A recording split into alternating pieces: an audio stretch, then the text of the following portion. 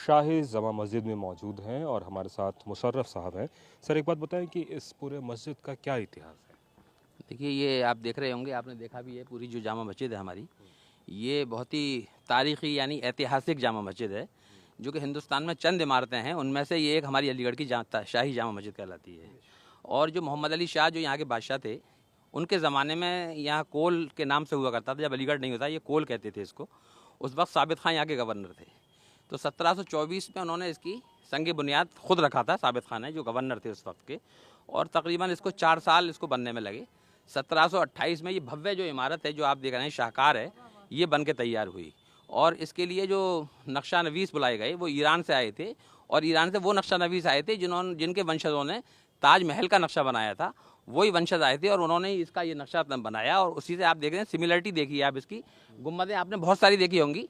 जो ऐतिहासिक हमारी जामा मस्जिद है दिल्ली की, उसकी भी इतनी खूबसूरत गुम्बद नहीं है जितनी ये ताजमहल के आकार में है। ताजमहल जैसा इसको आकार दिया गया है, बिल्कुल। और उन्हीं के खाना वंशज थे जिन्होंने बिल्कुल ताजमहल जैसा इसको नक्शा दिया, आकार दिया। और आप देख रहे हैं कि इतना भव्य और खूबसूरत ये नज़ारा देखने को अलग ही छटा होती है, क्योंकि यहाँ जो नमाजी हैं वो तो आते ही हैं पूरे अलीगढ़ शहर के। उसके अलावा दूर दराज से लोग इसको देखने के लिए भी आते हैं कि ये शाहकार मस्जिद है। जो ताजमहल नहीं जा पाते गरीब लोग, वो हमारी जामा मस्जिद को देख के ही उसकी अनुभूति कर लेते हैं। कहते हैं काफी सोना भी है इसमें। जी जी, सोना दरअसल उस समय ये था कि गरीब जनता थी, राजा लोग मालदार हुआ करते थे।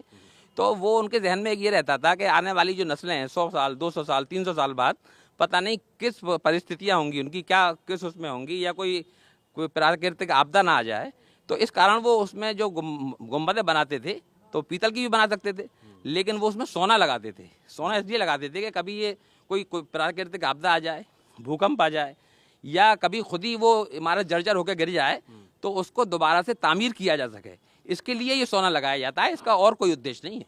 कहते हैं कि हिंदुस्तान में सबसे ऐसी अकेली मस्जिद है जिसमें इतना ज्यादा जो है सोने के साथ इसको बनाया गया है। हिंदुस्तान में ही नहीं, पूरी एशिया में ये अकेली जामा मस्जिद है जिसमें 6 कुंटल सोना लगाया हुआ है, और वो भी 23 कैरेट का सोना लगा हुआ है। और इसके अंदर ये नहीं है, पत्थर नहीं चढ़ाए गए, पत्थर नहीं है, ये ठोस गुम्बदें हैं सोने की, और इसको लगाया गया है। जो ताजमहल की आपने बात की, तो उसी स्टाइल में बना हुआ है, उसी तरीके से मीनारे वगैरह भी उसी तरीके से, रंग रोगन भी उसी तरीके से दिख रहा है। जी, रंग रोगन ये दरअसल यहाँ की जो कमेटी है और यहाँ के जो इलाके के लोग हैं, ऊपरकोट का इलाका ये कहलाता है, जो कि अलीगढ़ का दिल कहलाता है। सबसे पहले अलीगढ़ में जो आबादी हुई है, वो अलीगढ़ ये ऊपरकोट पर ही लोग बाशिंदा, पुराने 200, 500, 600 साल पुराने, अब उससे भी पहले के लोग यहाँ आबाद हैं। तो यहाँ पे जब भी कभी अगर ऐसा हो जाता है कि ये इसका रंग रोगन उतर जाता है, तो यहाँ के लोग सारे कंट्रीब्यूट करके इसको दोबारा से पुतवा देते हैं। तो ये शाही जमा मस्जिद है जिसके बारे में बताया जाता है कि इसका एक अपना ऐतिहासिक महत्व है, और ईरान से कारीगर आए थे बाकायदा इसको बनाने के लिए, और ताजमहल से मिलता जुलता ये स्ट्रक्चर है। और बताते हैं कि गरीबों का ताजमहल भी एक तरीके से, जो लोग आगरे जाके नहीं दर्शन कर देख पाते हैं, वो यहाँ आके इस मस्जिद का दीदार करते हैं।